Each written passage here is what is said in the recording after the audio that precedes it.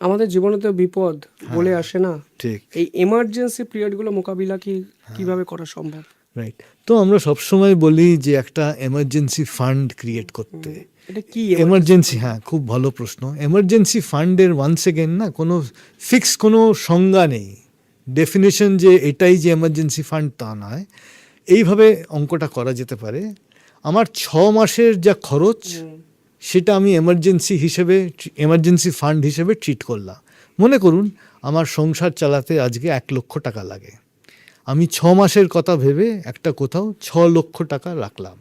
তার মানে হঠাৎ যদি আজকে আমি অপারগ হয়ে পড়ি, অর্থাৎ কোনো এমার্জেন্সিতে পড়লাম, আমার স্ট্রোক হলো, আমার অঙ্গ অবশ হয়ে গেল, কোনো অ্যাক্সিডেন্ট হলো, কোনো কারণে আমার উপার্জন একদম বন্ধ হয়ে গেল, আগামী 6 মাসের জন্য আমি সেফ আছি।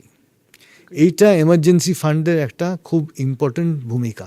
দ্বিতীয় কথাটা হচ্ছে, ধরুন হঠাৎ আমার একটা বড় খরচ চলে এলো, সেই খরচটা আমি আগে ভাবিনি এখন আসবে, হতেই পারে, সেইটা আমি কোথা থেকে মেটাবো?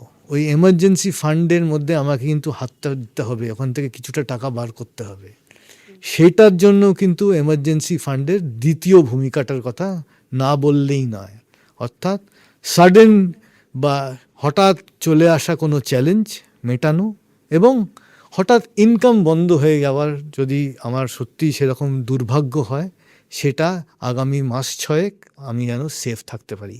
এখন মনে রাখুন 6 মাসটা আমার কাছে খুব গ্রহণযোগ্য একটা সাম, বা 6 মাসটা একটা খুব ইম্পর্ট্যান্ট মেট্রিক। আপনার জন্য হয়তো সেটা 12 মাস, অন্য কোনো মানুষের জন্য হয়তো সেটা 3 মাস। সেটা কিন্তু ইম্পর্ট্যান্ট নয়। ইম্পর্ট্যান্টটা হচ্ছে আপনার একটা এমার্জেন্সি ফান্ড তৈরি করা আছে, সেটা আপনার রিস্ক প্রোফাইল এর সঙ্গে সাযুজ্য রেখেই আপনি করে রেখেছেন।